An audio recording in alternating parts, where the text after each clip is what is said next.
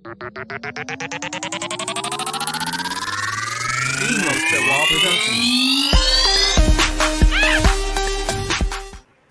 up, sports fans? Happy draft day.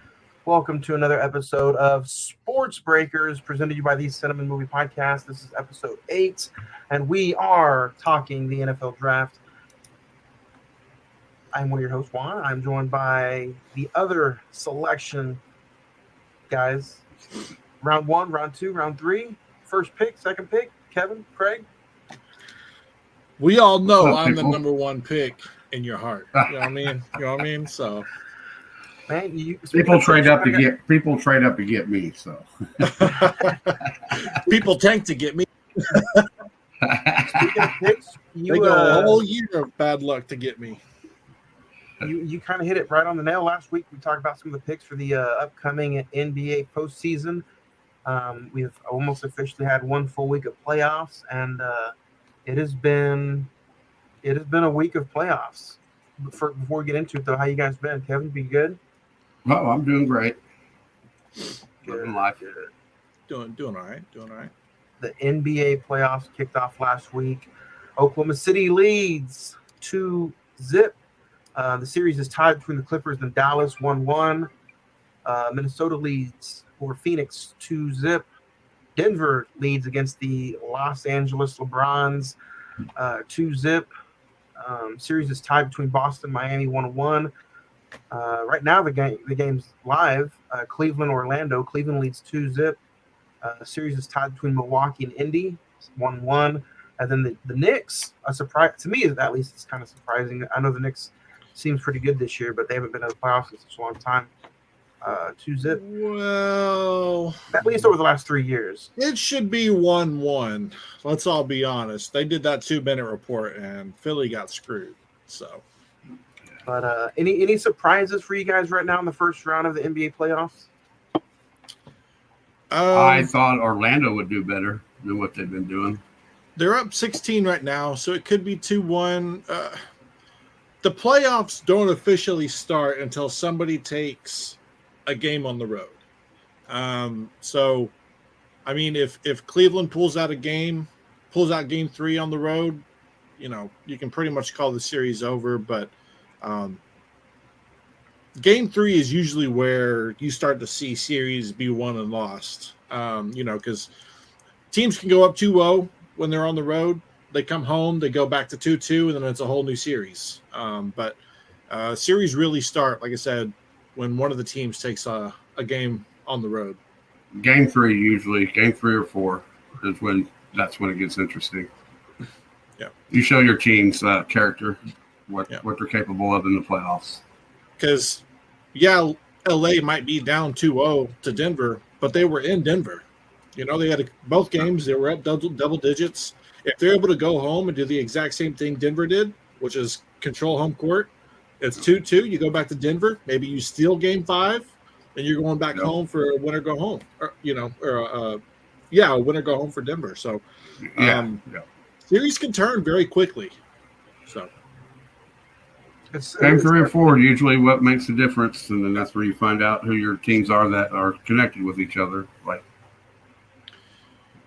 So I think game 3s are you know, that's when you really start to see where the series is going to go. Because if it's 2-0, then they win and it's 3-0, series is done. But if it's 2-1, game 4 becomes a little more of a pressure situation.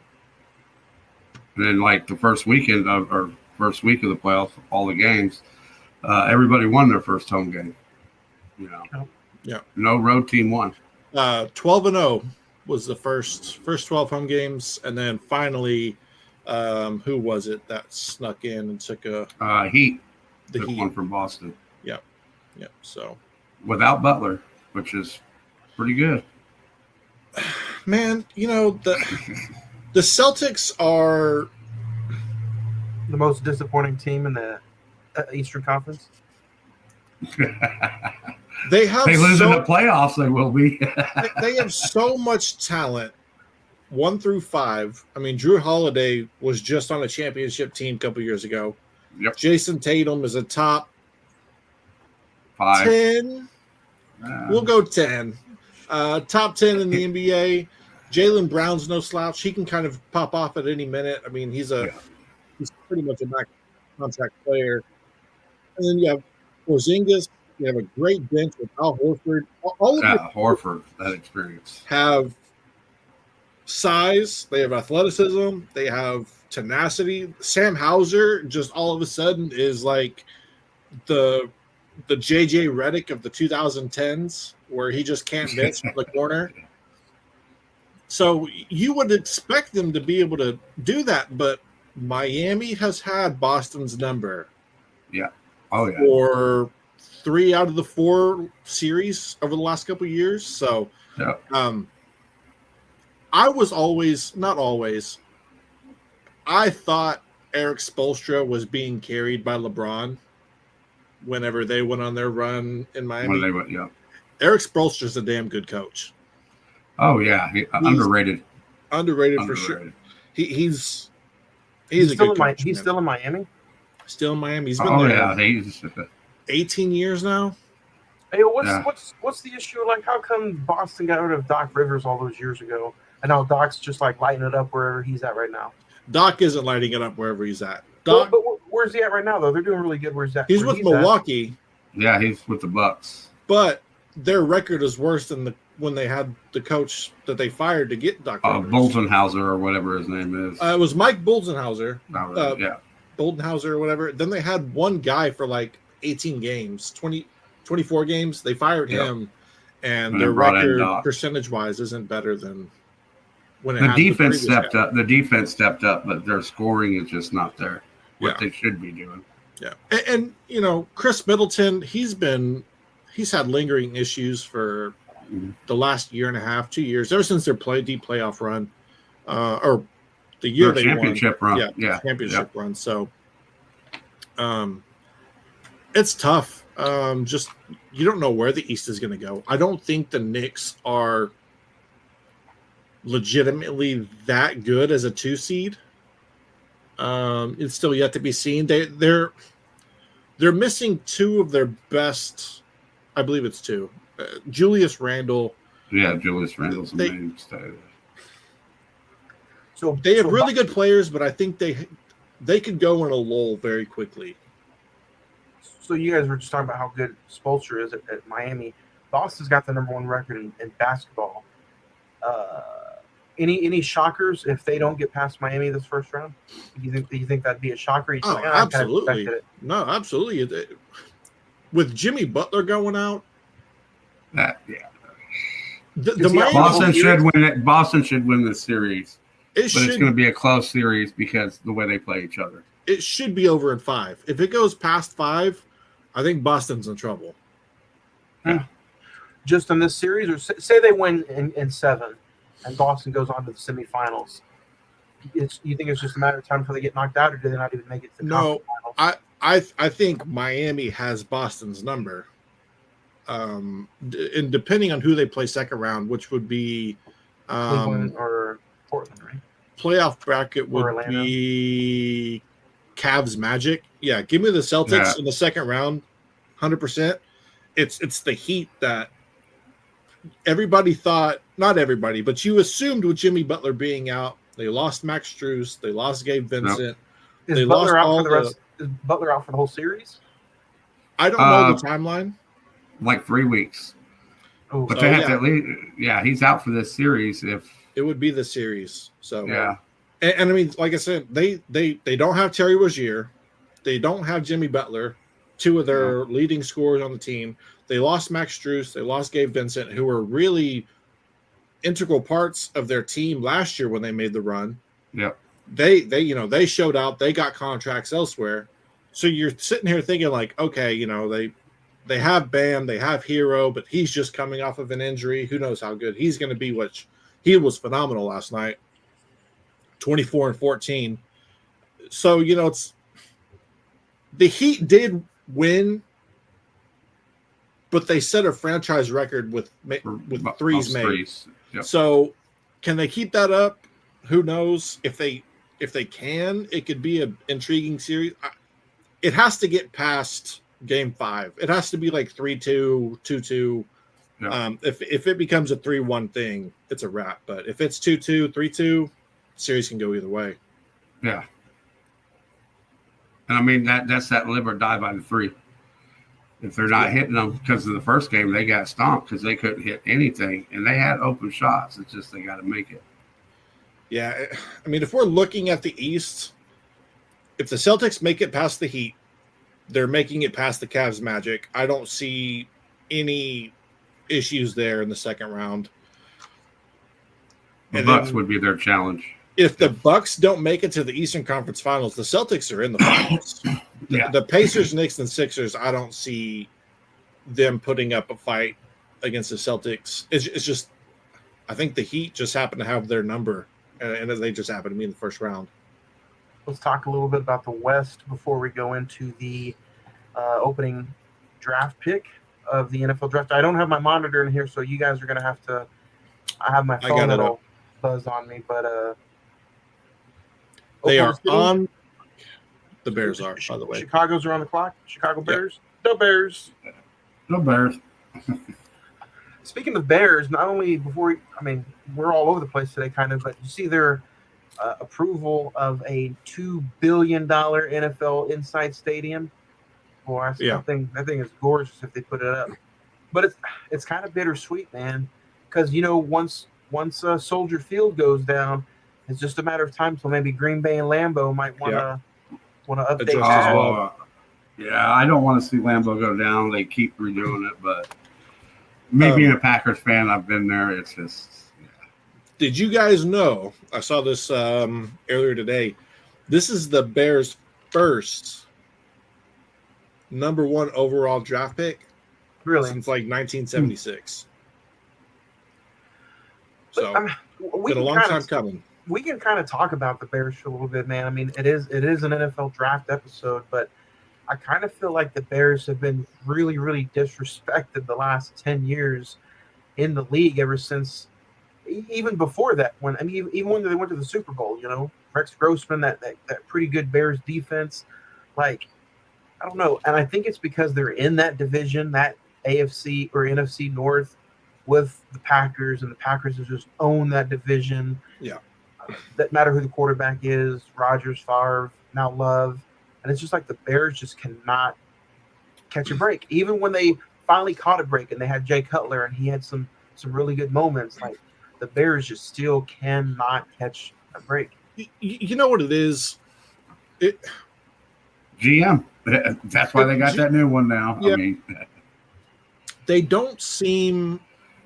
It never seems like they have a quarterback that's been very elite. Jay Cutler was good. He had tremendous arm strength, could put the ball pretty much anywhere on the field, but he had moments where you were like, he's not really that good. He just has really good arm talent. And so the gravitational pull that team has, they never have the aura that Aaron Rodgers had with Green Bay or Tom Brady with the Patriots or Patrick Mahomes with Kansas City.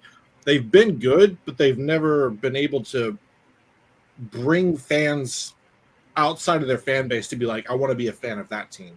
You don't ever see that.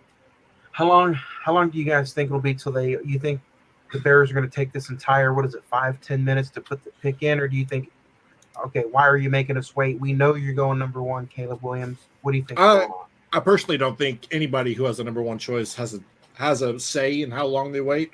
I think Adam Silver, Roger Goodell tells them, look, build the anticipation, do the entire 5 minutes, let us get out some stuff, let the show happen. Because you don't want to start the show at 7, do the draft pick, everybody misses it.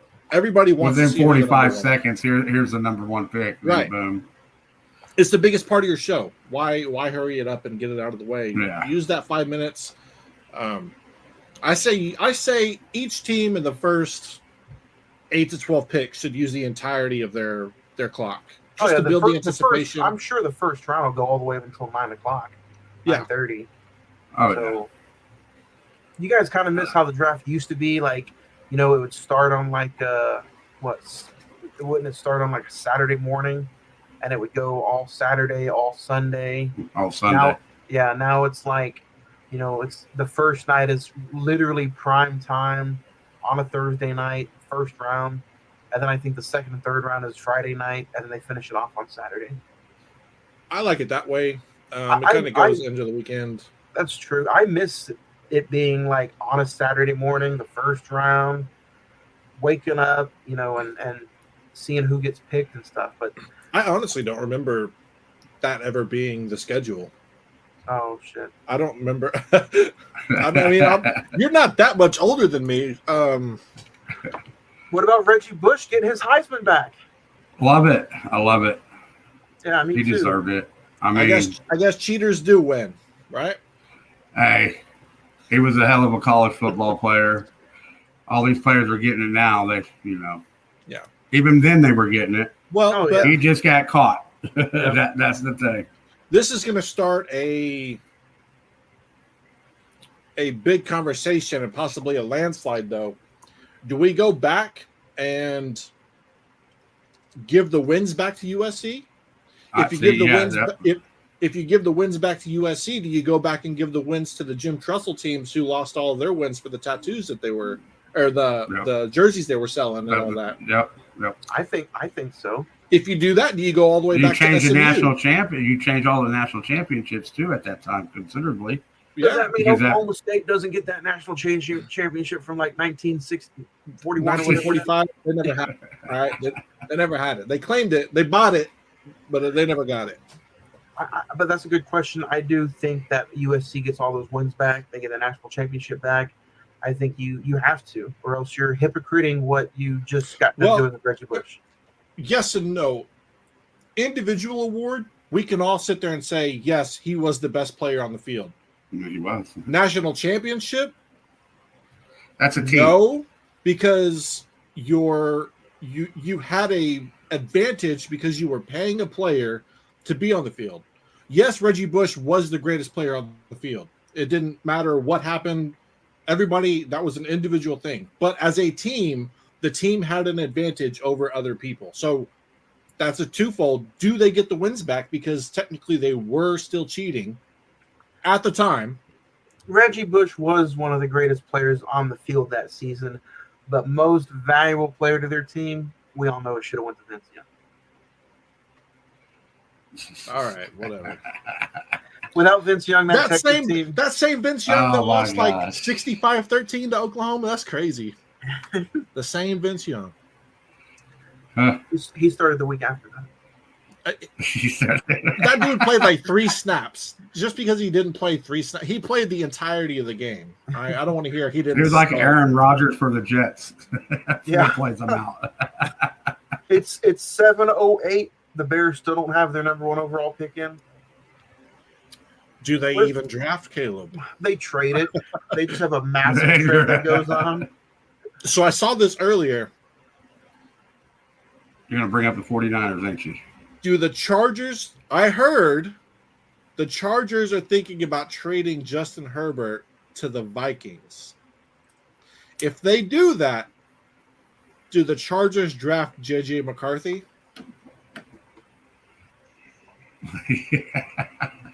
If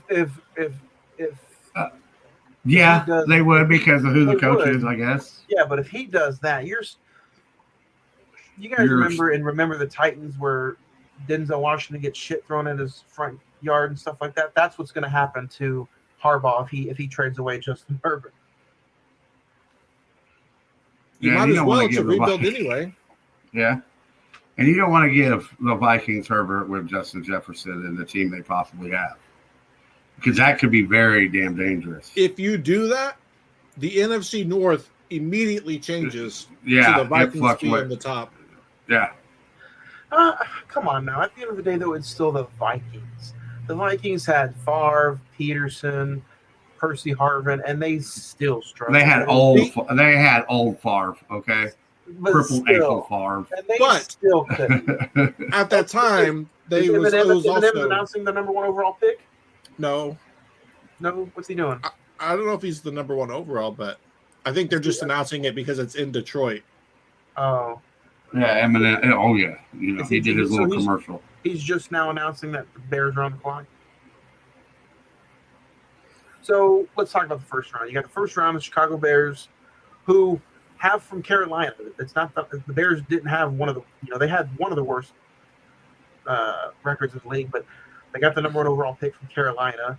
Washington picks 2, New England picks 3, Arizona's 4, and the Chargers are 5. Do we see any major trades in those first 5 picks? I'm curious. What was the player that they traded that pick for? Was that for that wide receiver? Is that how they got that number 1 pick from Carolina? Yeah, Elijah Moore or Moore. I know it's his last name. If that's how they got that pick, and they get Caleb Williams, and Caleb Williams becomes a bona fide star, and Bryce Young doesn't necessarily pan out, do you think? I mean, Carolina's already in shambles. They're terrible. Yeah. Oh yeah. Yeah. But I mean, that you want to talk about what ifs in the history of the NFL? If Caleb Williams turns out to be an All-Pro, because Carolina, if they had the number 1 pick today without making that trade, they're taking Caleb Williams right now. It's not it's not a Greg Oden, Kevin Durant situation where it's like, oh well, they might have taken Kevin Durant first.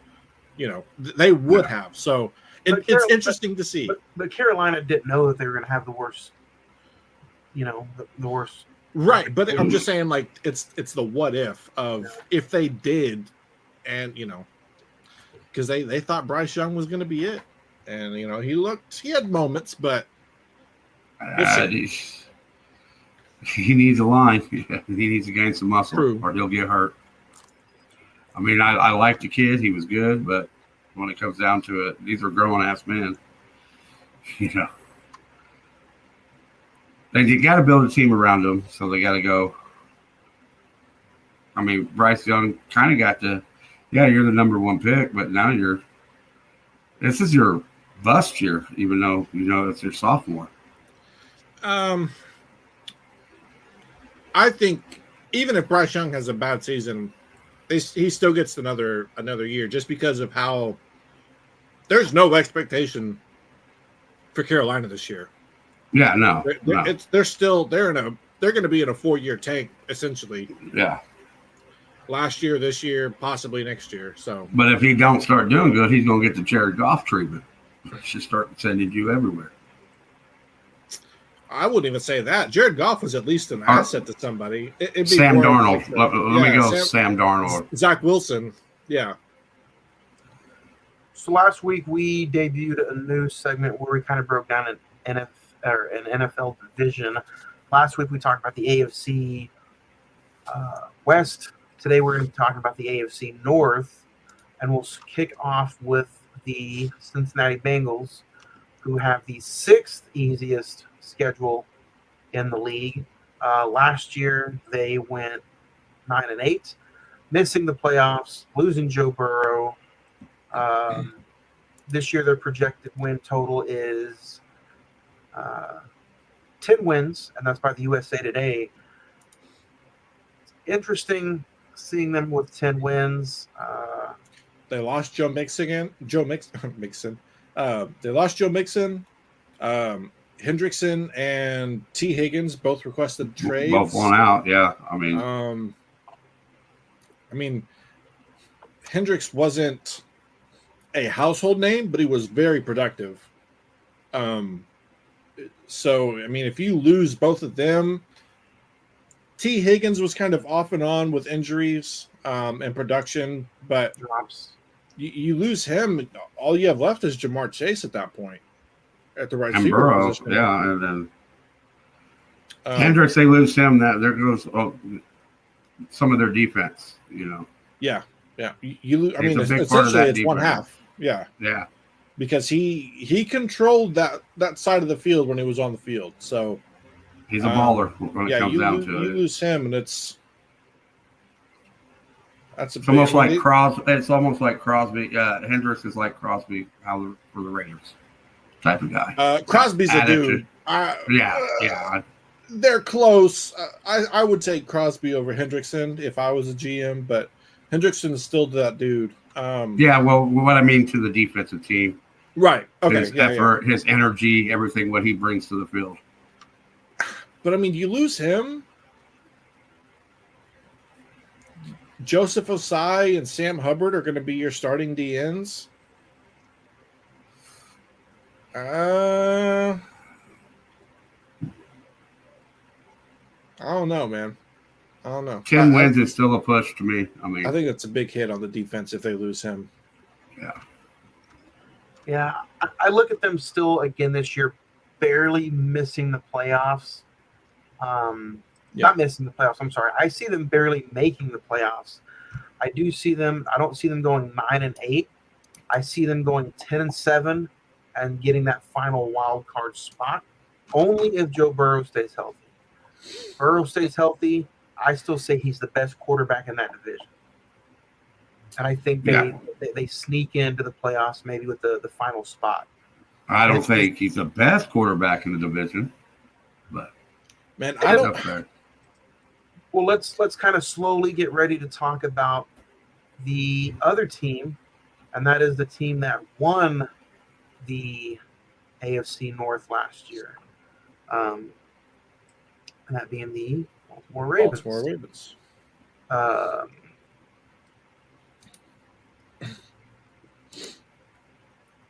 Now they have the best quarterback in the division. Yeah, I mean you have Lamar, you got a good, decent backup, and Malik Cunningham. You add Derrick Henry, you lose J.K. Dobbins, so you lose a scat back. You lose Gus Edwards, but that's where Henry can pick that up. Yeah, you still have Justice Hill. The only reason I'm not, Lamar Jackson's great. Don't get me wrong. Last year they went 13-4. They won the division. The only reason I'm saying I still kind of think Joe Burrow would be the best quarterback this year going in the division is because the Ravens have the 29th easiest schedule, which means they got a pretty tough schedule. Their non-divisional opponents are the Raiders, the Eagles, the Bills, the Commanders, the Broncos, the Texans, the Bucks, the Chargers, the Chiefs, the Cowboys, and the Giants. Yeah, that's pretty brutal. So they got a very, very tough non-conference schedule. And then you still have to look at they got to play the Steelers twice, Bengals with Russell twice, Wilson, who could be really and the Browns twice. Yeah. And the Browns were good last year. They had one of the best defenses in the league. Yeah. And they had no quarterback. Yeah. So that's the only reason I'm kind of going with Joe Burrow and the Bengals to barely sneak in the playoffs. I still think the Ravens are going to have more wins than the Bengals.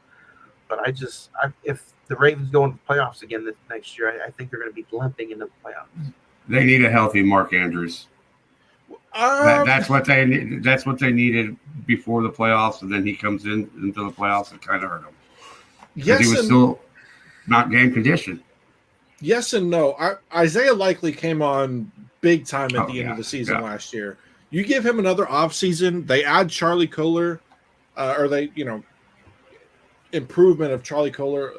I think they have one of the best 3 deep tight end rooms in the NFL. I mean, obviously, you look at George Kittle and Travis Kelce, and those are probably your top tight ends. But if Mark Andrews is healthy, that's the best. He's a red zone threat. Country. Yeah, and Mark Andrews is that red zone threat for Lamar. Yeah. And you add Henry now. You know that changes. Believe it or not, a lot of stuff. Bringing Henry in is different. Yeah, you want to talk about opening up the field where Lamar doesn't have maybe the best arm in the NFL. He has a good arm. No, he has a good arm. You want to talk about precision and being able to fit in windows. Those windows are going to open up with Henry in the backfield if he's productive.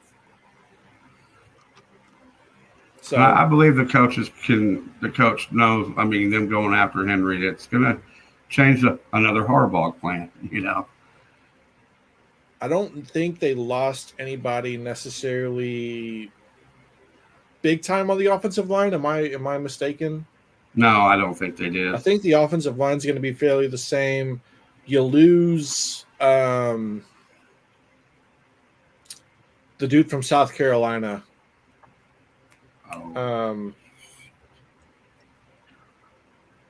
I can't remember his name. It's right there on the tip of my tongue. We get done, it'll pop in. He had the big hit against. He had the big hit against. Yes. So they lose him on the defensive line.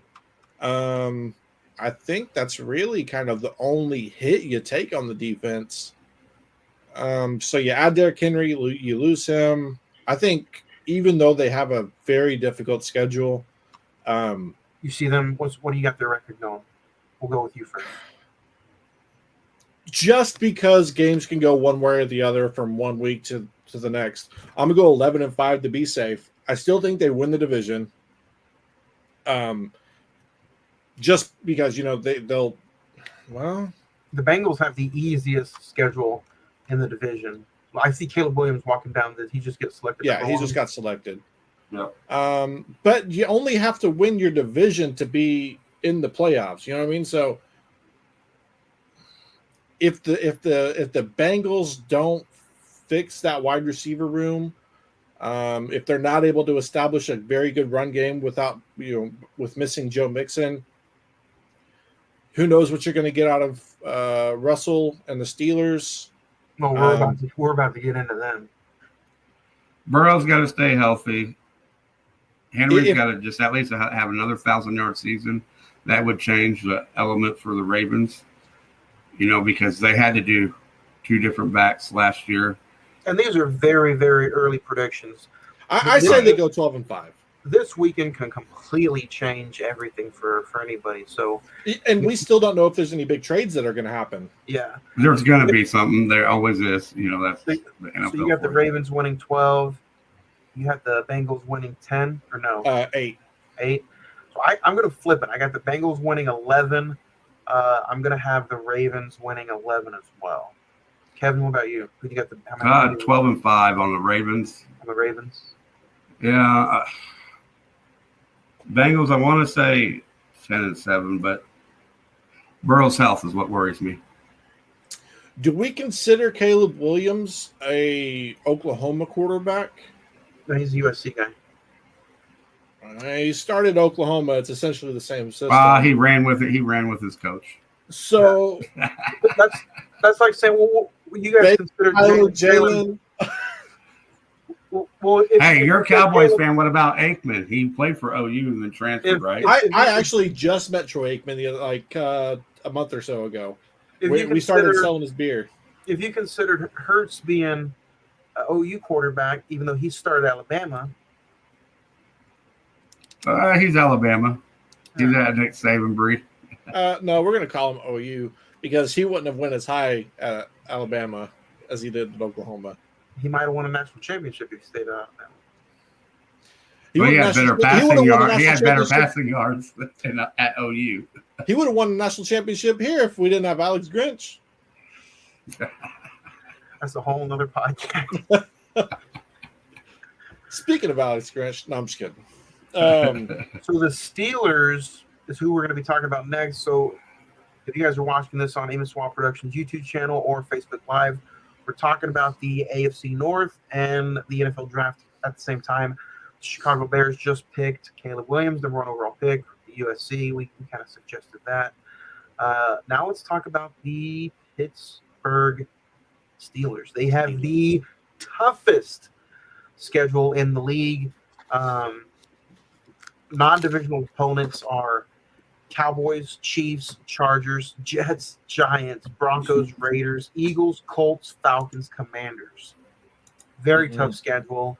And you just some might say you upgraded quarterback depending on what you had last year. You had Mason Rudolph and the guy who works in the electronics aisle at Walmart. So this year you get Justin Fields and Russell Wilson. It's going to be an interesting quarterback battle in training camp 2 days. I have a feeling one of these quarterbacks is going to be a free agent by the time the season kicks off. I don't see Pittsburgh keeping both of them. I see them keeping both of them. because that's a hell of a quarterback room. They have a quarterback room like that for pennies on the dollar. Yeah. They're going to keep both of them. Now, if Justin Fields isn't who they thought he was during week 6 practice-wise, or reverse Russell Wilson, I could see them trying to offload one of them and picking up a free agent quarterback. Like right before the trade deadline. Somebody's going to want a quarterback. What if they use one of these quarterbacks to trade in the draft and they can just select a quarterback in the draft? Well, yeah, I mean, then that would just go with my point, Why'd you trade for Justin Fields then if you're going to get rid of him for somebody in the draft? Yeah. Because they traded a draft pick for Fields. I would say that's a who starts week 1? That's a midweek. Russell, just because it's Russell. Yeah. That's veteran experience. He screws up by week 3 or 4, he will be out. That is a tough schedule. Yes. Yeah. Non-divisional, so you still have to play your divisional teams twice. And then Broncos, Raiders, Eagles, Commanders, Colts, Falcons, Cowboys, Chiefs, Jets, Giants, Jets. And I think this is the year. Go ahead. If Aaron Rodgers is healthy and he's able to be even remotely close to what he was 2 years ago, the last time he played like a full game, I mean that Jets defense is good. They could be really dangerous, and if you have to play them, and they're rolling towards the end of the year, count it up as an L, in my opinion. I know it's Mike Tomlin, and he's never had a losing season in Pittsburgh, but I think this is the first year they have a losing record under Mike. Oh yeah, I actually was thinking of that. That's what I was getting ready to say before Craig spoke up. But yeah, this could be the end of the Tomlin era if they don't have a good year. If they're able to have a winning season with Mason Rudolph, give me a winning season with Russell Wilson. Yeah. Even though he was terrible in Denver, there's something about Denver that just Peyton Manning put a curse on that place when he left. All right, they even had a good quarterback. There was a curse on that place before he got there. They went through Peyton quarterback. Manning is the all powerful. Oh, so he Omaha'd that curse out of there. All right. Tim Tebow was praying to God for him to be a great quarterback in Denver, and God was like, "Well, here's Peyton Manning." Russell Wilson had that stretch last year. If he could play in that stretch that he did last year, where he had a good 6-7 games and was in the top of the league, his QBR, yards, touchdown, interception ratio. Yeah. With that, with the Steelers team, if he could do it, the Steelers could make the playoffs, but who did Washington pick just now? Jaden Daniels, LSU. Kind of figured that one was happening. Yeah, I mean, dude lit it up in the SEC. Yeah. Oh yeah. Say what you want. Good defense, bad defense. Some teams, I wouldn't say very top heavy last year, but they're still pretty top heavy. Yeah. I still think whether it's a curse, I don't believe in curses, but I don't think he's the choice for Washington. I don't think they're going to do very good with him. Oh, Jaden? Yeah. I think every quarterback in this draft is going to be a question mark. I don't think any of them you can go in and say he's going to be a bona fide star. Caleb Williams, you can say it. He might be, but there's still question marks with him. I don't think that right now these teams that are picking these quarterbacks, they don't need a star. They just need somebody to drive the ship with two hands, because lately it has just been a boat in the water. It's been a boat in the water, but I really do think I don't know. I just don't see Jaden Daniels as the guy. I think he'll have some flashes and maybe win them 6 or 7 games, maybe make it on ESPN's top 10 list, but I just don't see him being the guy to carry them into a playoff run. Same thing with what's his name in Indianapolis, Richardson from last year. He looked good though. He had a good stretch last year. Anthony Richardson, he had a good stretch, man. We'll see how that goes. I think they finally have a coach that is stable there. Am I remembering this correctly? Yeah, the old Eagles offensive coordinator. Oh, is they have a new head coach this year? Indianapolis? Yeah. He was the new head coach last year. Okay, so they're maintaining a coach at least is what. So, we'll see how that goes. Back to the Steelers, though. I think I'm going to pick the Steelers having 7-9 as their record this year. How hard was their schedule? They have the hardest schedule in the league. Yeah, give me 7-9. Kevin? 9-8. 9-8. He's still holding out some hope. If if one of them quarterbacks can actually perform, and Tomlin, he just finds a way, man. That's where my hope is. The Browns last year, they finished 11-6. This year, they have the third to hardest schedule in the league. Their non-divisional opponents are the Cowboys, the Chiefs, the Chargers, the Giants, the Dolphins, the Broncos, the Raiders, the Eagles, the Commanders, the Jaguars, and the Saints. And their projected win totals are 8. Yeah, give me the Browns at 8-8. I don't think it'd be 8-9. 8-9. I keep forgetting they added that 17th game. 8-8 with a tie. Yeah. Hey, you know what? It happens with the Browns. It happens with the Browns quite often. The Browns are the most tie-worthy team in the NFL. All right, they're so good, but they don't live up to the hype every week. So, and this is a division that had 3 teams make the playoffs, and the Bengals barely missed the playoffs. Yeah. So almost all 4 teams last year made the playoffs. Yeah, give me the Browns at 8-9. I think the inconsistency continues. I think they have really good flashes where you think, man, this can be an AFC championship contending team. And I think they dip. I think they start off week 1 through 3 and look really good. I think they have a dip, have a couple weeks, have another dip, and it's just very inconsistent. That's how I see their season. And Chubb's health will make a difference in the backfield. I mean, based on how he comes back. Yeah. Watson can't stay healthy. I mean, that guy's cursed. He can't get massages anymore. That's why I was worried about the Dallas game. That he might miss that one. Yeah. So yeah, they got a tough schedule. I think the only 2 teams out of the playoffs this year for the division is going to be the Ravens and Bengals. I think Cleveland barely misses the playoffs, and I think Pittsburgh misses the playoffs by 3 or 4 games. I'm going 8-9 on the Browns too. I mean, I just 9. I don't think I'll go 7-10. See, because their defense ain't going to be as good as what it was last year. You got who you have, but that schedule. I think the AFC East gets 3 teams in the playoffs. I think the Jets, the Dolphins, and the Bills. I don't think the Bills are making the playoffs this year. AFC North, the Ravens. AFC South, Texans.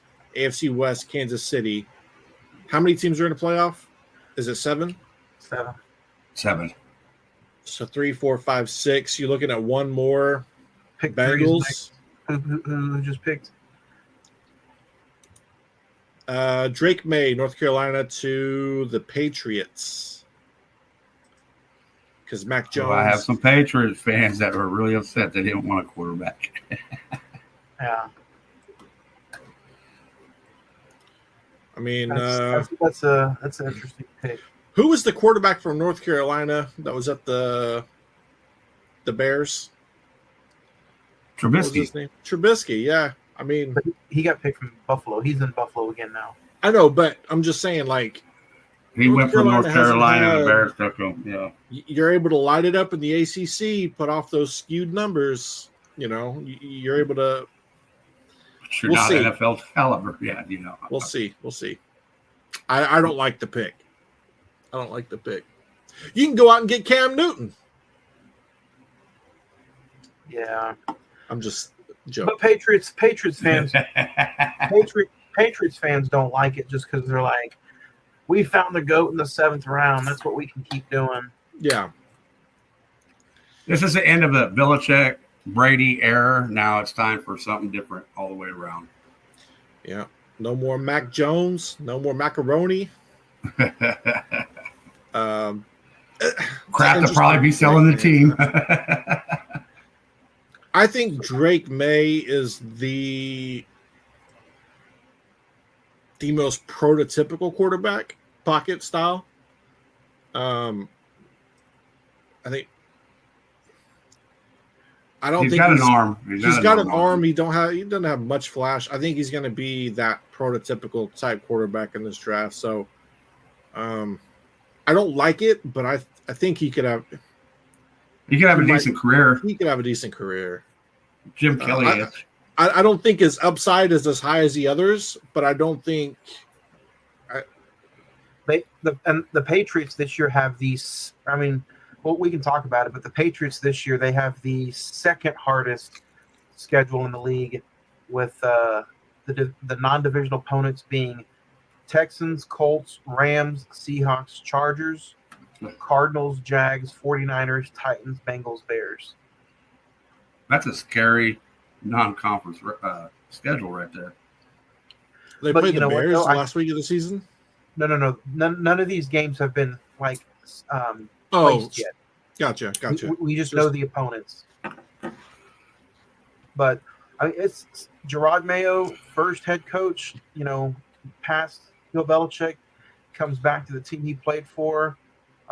This has kind of been a trend lately in the NFL, and I think obviously it's a copycat league. Ex-players becoming coaches or coming back to their alma mater, if you will. But I think that it's started with. But he's been on the staff for a while.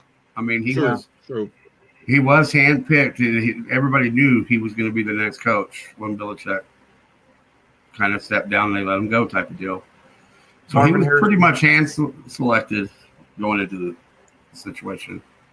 You guys think Marvin Harrison Jr. is going to the Cardinals? They did lose Hollywood Brown, so they do need a wide receiver. He's right there. I mean, and you still have how much trust do you have in Kyler Murray? Yeah. He could help Kyler Murray. Trade Kyler Murray and get Michael Penix or JJ. Start new. Hey, he might go to the Cardinals, and that would be shocking. One of those quarterbacks, all of a sudden, oh, here they are, Kyle Murray. Yeah. Pick is in.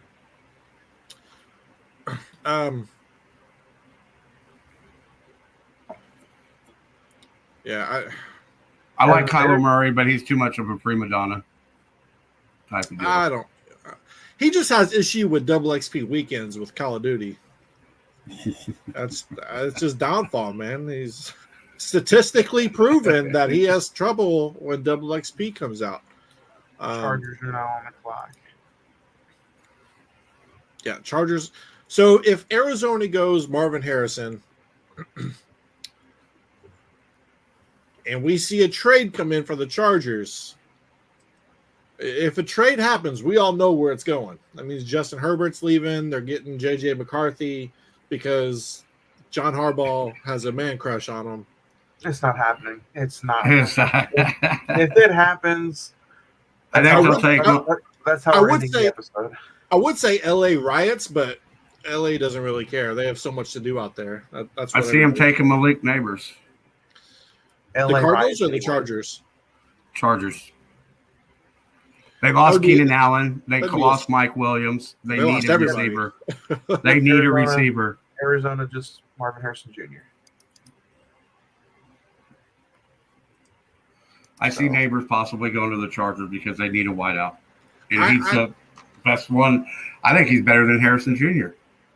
I was just going to say that. All around. I think Marvin Harrison Jr. has a better skill set. I think Malik Neighbors just has that it factor. Yeah. So do you want a guy who's going to be kind of there and good, or do you want somebody who's going to be able to pop off at any moment? I think Malik Neighbors is going to be, like you said, I think he's the better pick of the two. Marvin Harrison Jr., okay, going to Arizona. That's your new Larry Fitzgerald. Easy. Larry Fitzgerald is one of one. A legend. I know. But I mean, that's how that guy's career compared to impact. I think it's a good replacement. It's a good replacement for Hollywood. You get a big body out there. Somebody who's good hands, good feet. Let's not forget who his dad was too. Yeah. Well, you heard his dad. He goes. They asked his dad, "What was the one thing you wish you had?" He goes, "His height." Marvin Harrison did, because his son's 4 inches taller than he is. Yeah.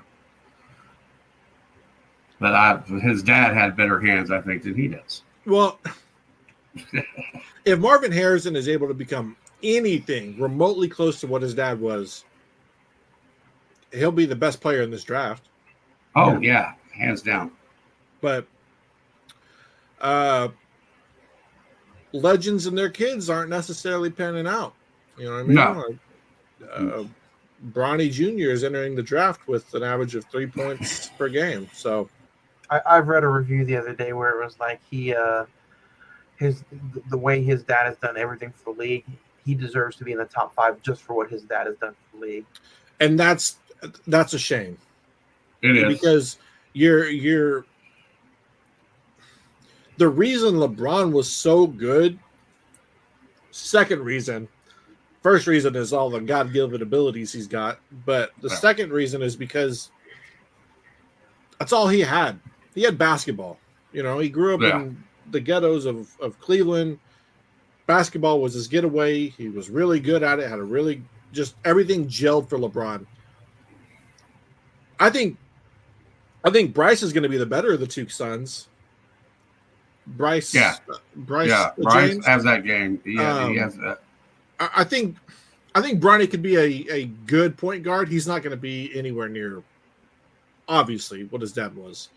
But Bryce has the opportunity to be really good if he keeps going. When does it look like Bryce will get drafted? I think he has 2 or 3 more years. 2 years. 2 years. And he's a junior. He was like 6'1" in like the summer of 2020, and now he's like 6'6", 6'7". Yeah, he's massive. Just you out of nowhere. You think LeBron wants to play just 4 more years so he can play in the same league with his other 2 sons, and then he'll call it up? I think he does it with Bronny, and after that, it's like Bronny's his favorite. it seems like he's named after him, but you want to say no because he's in year 21. He's just got he's in year 21. You know what I mean? Yeah. And he could even do maybe just play half the season just until the other son comes up. If LeBron were to become, this year, next year, and to become a 6th man type thing, which sounds ridiculous to say, but I don't think his body will physically be able to withstand another. He played 3 years, 4 years. He played like 72 games this year, which is like the most he's had in a really long time. He's getting old. You can see it. He still has moments of pure greatness, but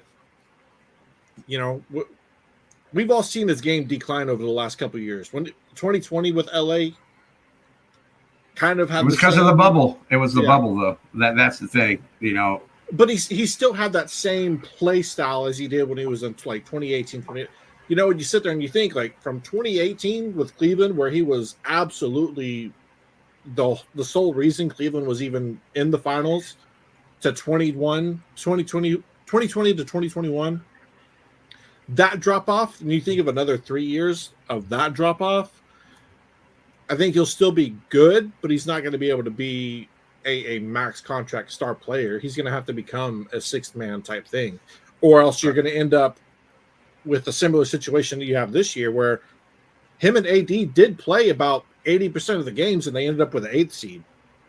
Do they? You know what I mean? Do Lakers go down 0-3 tonight? I don't think so. Not at home. I think they take this win one today, and then it's a 4-1 sweep. It's a 4-1 series, unless they blow a lead like they did the last game. And so it should be 1-1 going into LA. Should be. I mean, they lose tonight, they're going to get swept.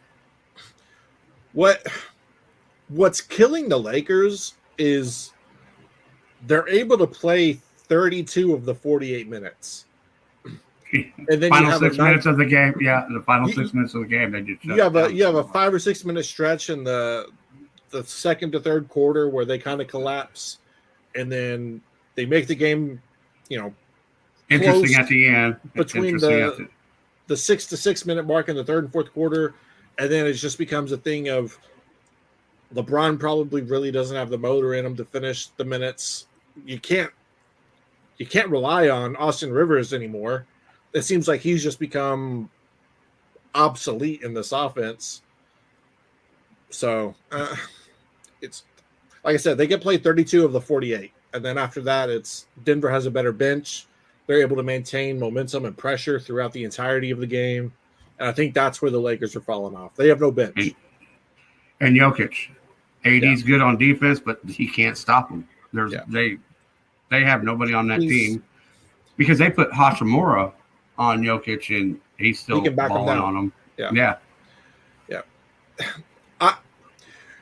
Jokic, and we can get into this a little bit. Jokic and Shea, SGA for the Thunder, top 2 in the in the MVP voting. I want to say Jokic is the MVP just because of what he does for his team and how. Like SGA is really good. He's smooth. He can score. He plays defense. Yeah. Jokic is just like, you're gonna double me. I'm gonna pass. You're gonna put single coverage on me. I'm gonna put you to work in the paint. I'll rebound you. I'm gonna put up 30 and 15 on you night in, night out, with like 3 blocks, a steal or 2 here. Like it's a shame that only one person can win the MVP award, because I think SGA and Jokic are the exact same thing, just different styles of play for their teams. Yeah. You take away one of those for the teams, the motor's gone. Oh yeah, Jokic. If he goes down, Denver's nothing without him. Yeah. SGA. Yeah, but then again, no, because they do have a team. Because they're young. Saw when SGA went down though. Yeah. And you have a really good team, yes. But Giddey is not. Giddey can run an offense. Giddey cannot cut an offense up and produce scoring on the outside. Produce open lanes. The production's different. It's really SGA's out there. Yeah. Your looks are different. Your shots are different. Your flow of the offense is a little bit different. You're still a really good team, but the entirety of the way the team plays is different when SGA and Jokic are out. Yep. And that's what makes an MVP. That's where MVP, most valuable player on the team, Yeah. Whereas you take out. The Chargers select Joe Alt, offensive tackle, Notre Dame. Ew. He said, ew. Look at his sister. She's like, what in the world? Like, we were not expecting to be drafted here. Like, she was like, that's crazy. I would have took Malik Neighbors right here. I just bought his jersey. That's a big dude, though. Malik probably goes to the Atlanta Falcons now. Oh, that'd be dangerous. Yep. I don't see New York picking a receiver. I don't see the Titans picking a receiver. I see Atlanta. I see the Giants picking a quarterback. Receiver, though. Yeah. For Cousins, another one. They need to you already have Drake London. Or the Bears might stealing. What if the Bears stealing? Who, Neighbors? Yeah, Bears are picking right after the. I I just lost my spot. Bears are picking up soon. Yeah. So the Falcons wide receiver group is Josh Alley, Chris Blair, Kaderil Hodge, Drake London, Austin Mack, Ray McLeod, Darnell Mooney, Rondell Moore. I would they could use another. They could use Neighbors. That would, because Kirk Cousins being there. Yeah. So I mean, but I think he's going to go to the Giants. That's a good pick though for the Chargers. I know offensive line. A lot of people don't like looking at offensive line in the first few picks, but Harbaugh knows what he's doing. He knows he needs some meat up front to protect Herbert, Hubert, Herbert, what the fuck you want to call him. Yeah, and I said you, and like you said, it's not a fancy pick, but Harbaugh built Michigan through the offensive line. Yeah. He had a really good offensive line. You're able to play through the offensive line. You set up the run game. You establish the run game, and so, like you said, Harbaugh knows what he's doing. He's. I'm not going to say he's going to try to mimic what he did at Michigan, but he knows his needs, and I think in the long run, this will probably be a really good pick for him, even though it's not flashy. This guy could possibly be a Hall of Famer type of player, offensive lineman. As long as 2 sacks allowed, 0.8% blown block percentage. When you're playing the Chiefs twice a year, you need you got a quarterback. You got yeah, Chris Jones. Yeah, Jones. They need somebody. So, I mean, he's on the interior. Who are the Texans or who are the Chiefs edges? I mean, it's not really anybody. Am I just my mind going blank? They're not that great, are they? No. Anaduki Uzomba, rookie. Isaiah Buggs, 5th year. Mike Dana, Neil Farrell, Mike Herring, Truman Jones, George Karlaftis, Omenahu, Thompson. I mean, no real big names sticking out. Omenahu is probably their best name, if I'm not mistaken. So, as a it's the defense. It's the defense they play, though. Chris Jones, he's out there having the pressure on the edges. Yeah, you got the linebacker core. They got a decent linebacker core. Yeah. Tranquil and Bolton coming off the edges now. Yeah. So, New York's pick is in. We'll see how this goes. They're still sucked into what's his face for another couple years. That quarterback, Daniel Jones. No, after this year, no. No, because I thought he had 2 more on this contract. Next year is an option. Okay, so like you said, they might be looking at quarterback here. McCarthy said in an interview that the Giants have really reached out to him. He's really talked to him. That was before the draft. We'll wait and see who New York picks, and then Malik Neighbors. Is that who they picked? That's who they picked. They're replacing Sterling Shepard. Oh yeah. No. Who else are they replacing at the wide receiver position? Number 12, I know. Guyton or something like that. So they have Miles Boykin, Chase Cota, Bryce Ford Wheaton, Isaiah Hodgins, Dennis Houston, Jalen Hyatt, Isaiah McKenzie, Gunnar Olszewski, and Wandale Robinson, and Darius Slayton. So your starting 3 will probably end up being Slayton, Hyatt, Malik Neighbors. Not bad for a 3-man, starting. And with Philadelphia re-signing their receiver just a few hours ago, AJ. The Giants are in need of, because Dallas has CD, Eagles have their guy, Giants need somebody. Yeah. Tennessee's now on the clock, and they need offensive line, defensive line, receiver, and linebacker. I think Malik Neighbors is, as long as Daniel Jones is serviceable, I really do think Malik Neighbors is going to be a stud in the NFL. Oh yeah. I've really liked him. So he's that one. He led college football in broken tackles. Yeah, and I mean you're you're going from Sterling Shepard in the slot to a possibly Malik Neighbors. That's not a bad trade up. Yeah, that's. I say upgrade. Sterling Shepard was very good in his own ways, but this guy, much like with what Oklahoma is adding with Deion Burks from Purdue, you're replacing Drake Stoops, who's a very good 10 to 15-yard route runner, with a guy who's going to be able to break open that defense over the middle. Has that home run speed. Not the home run speed. Once he catches it, it's lightning in a bottle. Yeah. So it's your. I like this for them. I do like this for them. Even though I think Daniel Jones is still going to suck ass this year. Daniel Jones will miss them 9 times out of 10. Or he'll pull the ball down and run. Yeah. He'll be like, "Oh, he's wide open across the middle. The safety came down. We got 10 yards right here." I got 5. He'll run and trip on himself at the 8-yard line again. He'll pull a Dak Prescott in the playoffs. You know, just run and slide. You know, let me get out of here. Hey, you got frustrated there. Did you shut everything off?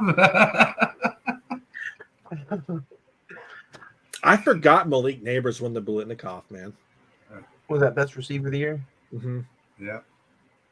Because I was thinking, I was like, man, you thought Harrison won it. Yeah. He needs to go to the other New York team and let Aaron Rodgers throw to him. Yeah, wrong New York team. Wrong New York team. I mean, technically, he'll still be playing the same stadium, but he'll just go 5-12 instead of. You know what? I still think they draft a quarterback later on in the draft. Should have went to Denver. He could have played with Zach Wilson. I just remember the Saquon's no longer in New York. Oh yeah, the Giants are going to be doo-doo. They're going to be so bad without Saquon. Yeah, they pretty much played all last year without Saquon. He was limp, but I don't like their squad. Yeah, I don't like their squad. That division comes down to 2 again. Eagles over the Cowboys, right? You know, if Saquon can't stay healthy or get healthy, you know, he's not going to do much better for them either. And then especially, you know, hopefully they bring Big Zeke back. Zeke. Where did Tony Pollard go? Did he sign with anybody yet? He's with Tennessee. Zeke. Yeah. Yeah. They have a Walmart grocery bagger for their quarterback. He's not that bad. Who is it? The white guy from Kentucky. I don't even know. Will Levis. Yeah. Levi's. Levis. Well, Levi's. Yeah. Signed him to a 6-month contract for a bag of chips and $250.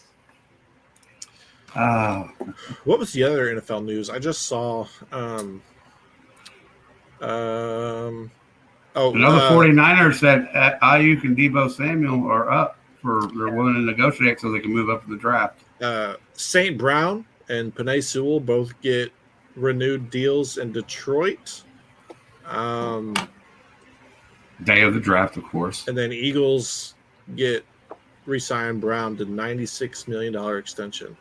You think Broncos go quarterback, picking at 12 this? They just got Zach Wilson. What are you talking about?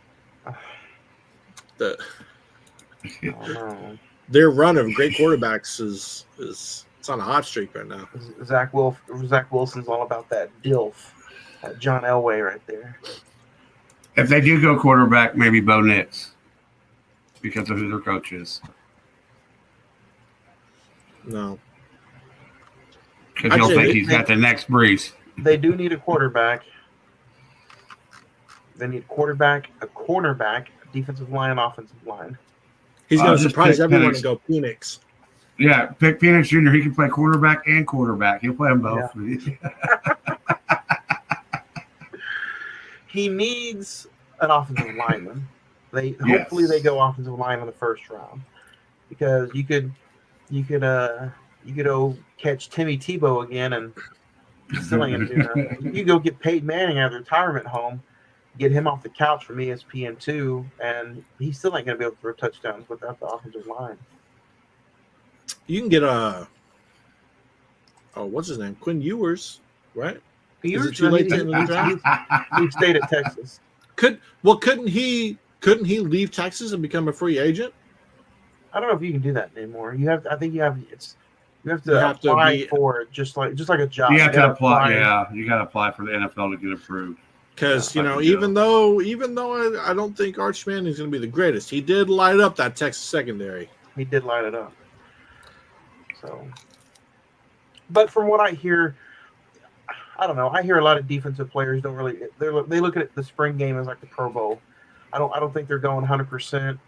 So, Milroe in the Alabama spring game, he looked pretty good. He had to go 100%. Nick Saban's gone, and his life is on the line. If he shut that game, it's not just them. The fans would have turned on him. The fans don't want him anyway after that playoff or the. They would have burnt the stadium down. Yeah, he had to give 110%. The curse of Nick Saban lives on. Yeah. He would have the Jamarcus Russell playback. QB's going 1, 2, 3. Yeah, Trevor Lawrence, Zach Wilson. Ugh. Falcons are in. Falcons are on the clock. Pick is in for Tennessee. I like the fact that Ewers is coming back for Texas, though. First year in the SEC, I think we need a little bit of that veteran. I don't know how accurate it is. I might double check it just to be sure, but I had saw that he unfollowed Texas on Instagram and Twitter. I don't know. I don't read too much into that shit, especially if he did that one time because he took a photo of a deer or something that he killed, and he was getting comments about, oh, you killed a fucking deer, boo-hoo, and he just Peter came knocking on his door. He's like, yeah, he just got off social media for a little bit. So still says Texas quarterback, so maybe it was just a ploy to. He'll be the starter this year. If worst case scenario, he might get injured, or I don't think he'll get shaken up, but he is injury prone. And the whole fact that people want to talk about Manning going somewhere else. Texas has so much money stocked and built in Arch Manning staying there, and the Manning family has so much money spent. It's just so much money involved between the two, Manning and Texas. They're not going anywhere. I think Ewers will have his last year at Texas here, and then Manning will have his 2 years at Texas and then go to the NFL. Question: if Ewers. Michigan's not going to be very good this year. All right, let's just all. They're going to beat Michigan. What if Quinn just completely collapses against Michigan? Titans went offensive tackle out of Alabama, J.C. Latham. I like Latham better. Latham. Yeah. A little more pizzazz to it. If Ewers shits the bed against Michigan, and for some god awful reason Sark puts in Manning, and he loses the job to Manning, then he might do the transfer portal and go somewhere else, and get another year of college football. Ugh, sounds like the he'll be Casey Bo Nix part 2. Bo Nix 2.0. Yeah. Bo Nix wasn't in year 4 of his college career. He was in like year 3, year 7. Yeah. He was a year. He's Chris Winkie of Florida State. Yeah. He was year 7 at Hogwarts. Yeah. So if a scenario like that happens and they bench Ewers, then he'll enter the transfer portal and he'll go somewhere else.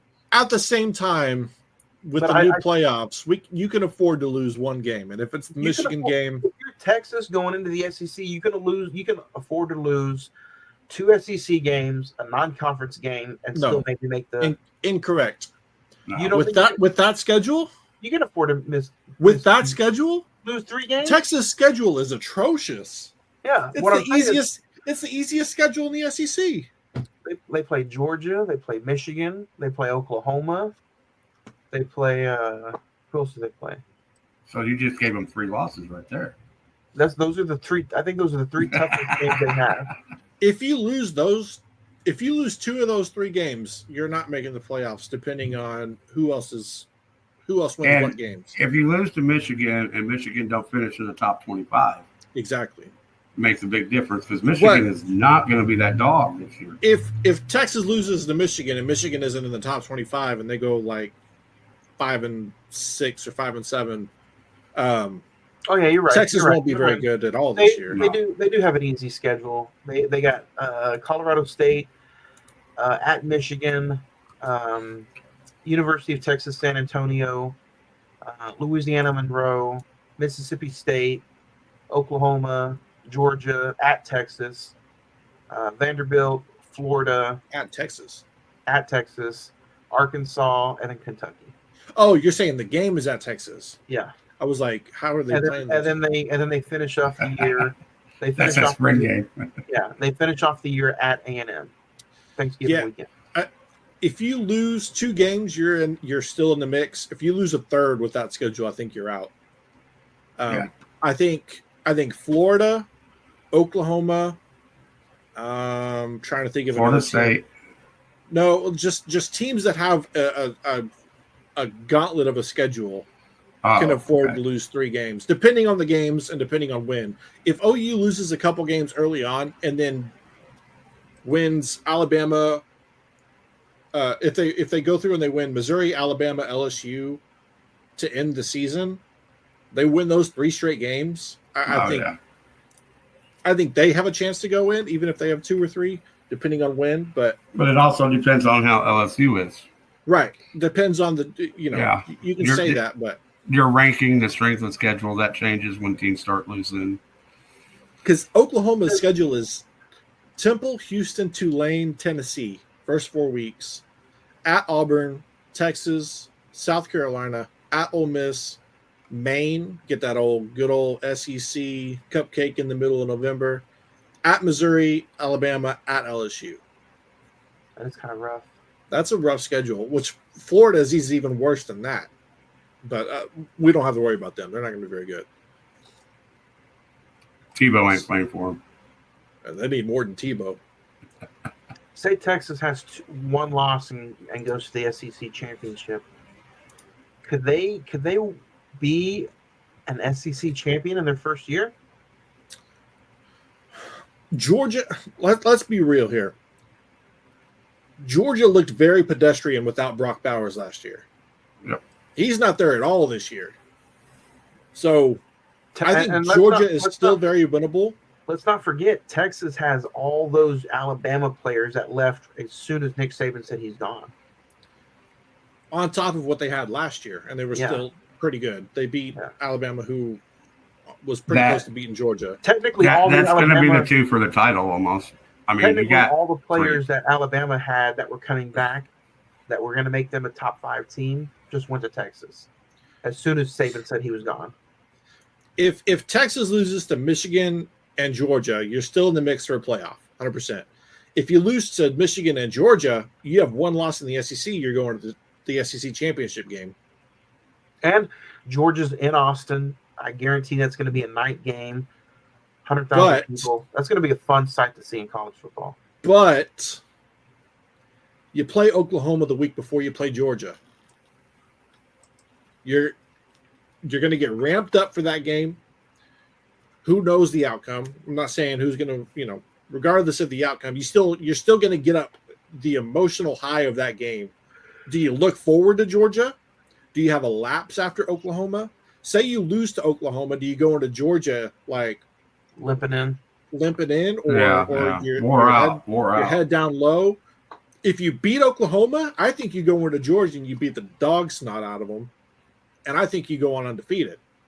If you beat Michigan, depending on how good they are, Vanderbilt's not going to be very good. Florida, just because some of the athletes could give you something, but that's at home again. Arkansas is giving you issues at Arkansas. Yeah, Kentucky at A&M. I think you beat the dog snot out of A&M, Kentucky, Vanderbilt, Mississippi State, and the rest of your schedule. A&M could be a trap game. Yeah, that because it's the last game of the season too. Last game of the Kyle season, and if they don't have anything to play for, and it's at Kyle Field, who knows? Yeah. I can't wait till Texas goes in and kicks the dog living shit out of Mississippi State. I just don't like Mississippi State. So I mentioned Go Bulldogs. I mean, sorry. I mentioned Texas plays OU before you play Georgia. OU goes to Auburn before they play Texas. To Auburn. Auburn's going to be a tough place to play. Like, Texas doesn't just have a pretty easy schedule. You don't go anywhere. You don't go anywhere in the SEC. Chicago's. Atlanta picks Michael Penix Jr. You go to Texas A&M, but they're not an elite team. Arkansas, at Vanderbilt. Those are your 3 away games. Hey. Meanwhile, OU is going to LSU, to Missouri, to Ole Miss. That was part of Auburn. the deal. Texas was like, "Hey, give us that good schedule and let OU go through." Well, but the flip side of that coin is we're gonna find out who's next year. Next year is even worse because I thought initially it would be this schedule, then we would flip with Texas next year, and then it would be vice versa. But we're going to have to go to Alabama, to South Carolina, to Tennessee next year. Before we kind of get out of here, we'll have Chicago be the last team we talk about in the draft. Atlanta picks a quarterback after the Cousins trade. Are you guys surprised? Who was it? Atlanta picked Michael they picked Penix. Wow. Yeah, that's kind of a. Actually, I'm all right with that because you got Cousins. He's going to sit back and maybe wait for a little bit, maybe a season. Oh yeah. I think if Neighbors was still, if Neighbors was still on the board, they'd take Neighbors. Yep. But I think since he was gone, they went Penix just because they know that Kirk Cousins could or could not be decent this year. What does that mean for Ritter though? Ritter's gone. Yeah. They've seen all they need to see with Ritter. Yeah. Who's Chicago picking? Supposedly they still need a receiver, offense, and defensive line. Rome. Romeo Odunze? Yeah, no. From Washington. Yep, that's who they just picked. Rome Kazentite from Washington. I didn't even. I was just taking a guess. Interesting. So they got their receiver and they got their quarterback guys. Even with the best available, you have the Dallas Turner edge from Alabama, Terrion Arnold cornerback from Alabama, Brock Bowers. Well, let's be honest, they haven't used. They don't use Komet like they should. You need to get after a quarterback in that league. Not Atlanta. They have. We're talking about Georgia. Never mind. But yes, they don't use Komet like they should either. I was thinking Atlanta. I think they should have went defense right here, but I mean, you get your quarterback, you get your receiver, so I get it. But yeah. Other than that, is there anything else you guys want to talk about draft-wise before we get out of here? And we'll talk about the fallout next Thursday. Who do you think is the best available on the board outside of obviously Dallas Turner is going to get picked next. Let's see what teams are coming up.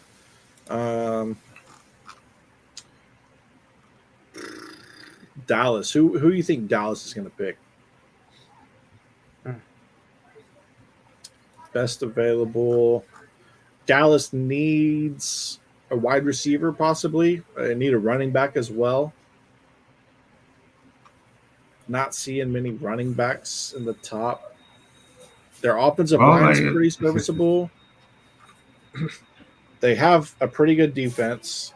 Maybe go defensive tackle with Byron Murphy, or edge with Jared Verse. Even though I just said that, but Byron Murphy was in Dallas over the weekend visiting Jerry World.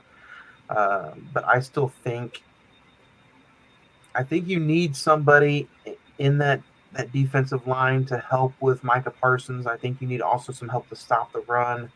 I think one of their biggest issues is defensive interior. And you go Byron Murphy, who's 330, 350 off the bat. He's a hoss. Yeah.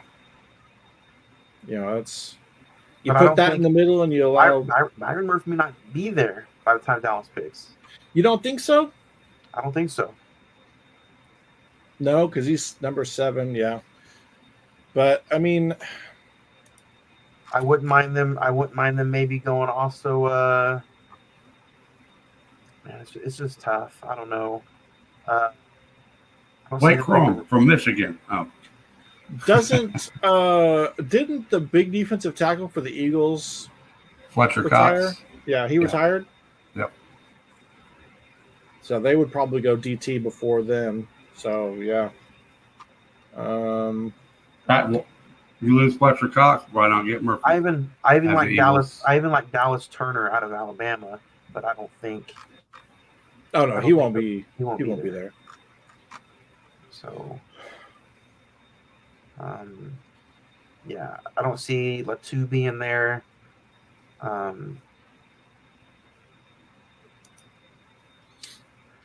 don't think they need to pick somebody out of a running back or receiver this early. They got to go defensive line or offensive line. You don't think? Honestly, if depending on who's available, Keon Coleman, the wide receiver from Florida State, they don't need a receiver. Match up Keon Coleman with CeeDee Lamb.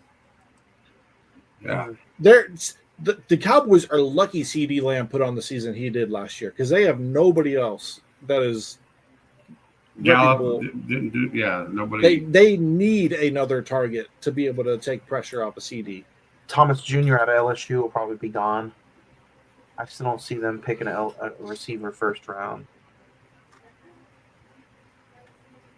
But I don't know. Chicago.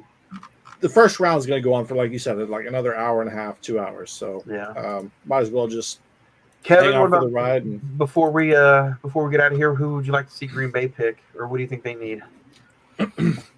Well, we'll probably go a receiver or cornerback. I know we probably need, Kool-Aid from Alabama. Yeah, it says they need D-line, linebacker, O-line, cornerback. They need everybody. Yeah. Like I said, probably Kool-Aid McKinney or whatever his name is from Alabama. Street. I know he's a little banged up, but he's pretty damn good. He'll sell jerseys. Yeah, what's that name? Oh, Kool-Aid. What a name. What a name. He got to get his own shirt. Yeah. Oh, yeah. Did I read that right? Minnesota just traded up to get in the top 10? Who did they trade up? They just traded up from the Jets. They just moved up one spot. But they traded up one spot over the Jets. Makes you wonder who they're going to go after. Yeah, if they want to trade up one spot. They have their eye on somebody, that they must have got word that New York wants him too. But why would New York trade out of that spot?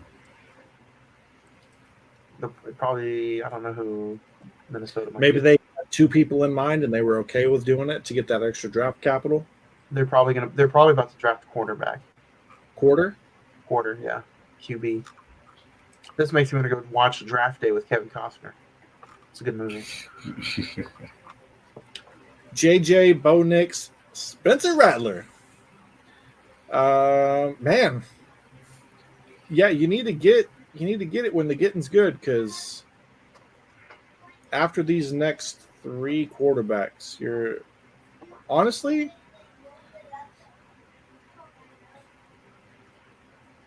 I think Michael Pratt from Tulane could be a sleeper pick. He's the 4th best quarterback available, but I think he could be really serviceable if he's picked in the 2nd round. 2nd or 3rd rounds, sit behind somebody. He was pretty good with looks like it's going to be JJ. Is that who they're showing back there? Yep. To the Vikings. Yeah. So I must be behind. But we'll go ahead and I think if you guys are available, let's say we try to maybe hop on for just maybe 30 minutes on Monday and talk the way the draft ended, and then next Thursday will be the big. We'll talk NBA playoffs, and next Thursday will be the big WWE Backlash prediction show before the WWE PLE Backlash. So here's the trade. Vikings received 2024 10th and the 2024 6th round, and the Jets received the 11th and a 2024 4th and 5th round pick for this year. So Vikings want to make sure they got their guy. They're going to go ahead and get McCarthy. Yeah. He'll look good in purple. Stays close to home. Yeah. Good for him. I'd rather see him in Minnesota than go to Denver. Because I think if Minnesota didn't get him, then Denver would have. Who's Minnesota's current quarterback? They just traded. They let go of what's his name. So I don't think they just have the backup now. Cousins was there, but I believe they had picked up somebody. Was it Mariota?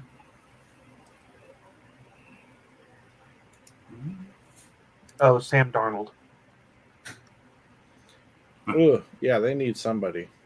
Yeah. See, but that's where I'm like, you have Jordan Addison, Justin Jefferson, and T.J. Hawkinson, and you have no quarterback ready for him. The thought processes of Minnesota and the Chargers should be opposite. It should be, I mean, yeah, the Chargers get rid of all the receivers, have a quarterback. They have all the receivers, but they have a quarterback. And Minnesota gets rid of their quarterback. Has all the receivers, but no quarterback. Yep. Like, the relationship though with Minnesota and Cousins, they were just tired of being in every game and losing those games. That's all that was. He couldn't win in the playoffs anyway. Yeah. I mean, Andy Dalton went up to Minnesota and knocked them out. So come on. But yeah, I'm sure they're going McCarthy here, and then that'll leave us. Yep, JJ McCarthy, Michigan to the Minnesota Vikings. So, skull. We'll call it there. I think that'll do it for us. We talked first 10 picks in the first round. I'll get with you guys, but I think it'd be fun to come back Monday or Tuesday, and we'll talk the draft fallout just for a little bit, and then we'll see everybody next Thursday for NBA playoffs and WWE Backlash. So, other than that, anybody else have anything else before we go? Get out of here? I'm good. Oh, yeah, I'm good. All right, guys, go check the draft. Go watch some NBA playoffs this weekend. Stanley Cup playoffs are also happening. So, speaking of playoffs, Orlando won by 38. So that series is now 2-1. Like I said, it's not a series until the away team wins at home or wins on the road. So, wow. Cleveland took care of home court. Orlando definitely took care of home court today. So, we'll see how that goes. All right, guys. We'll talk to you next week. Don't forget, Sunday, 6 p.m., join us for our top 5 movie theater experience episode moments this Sunday, 6 p.m. on a new episode of Cine-Men Podcast. Next Thursday, Backlash, and Monday we'll talk NFL Draft Fallout. Next week, have a good weekend. Later.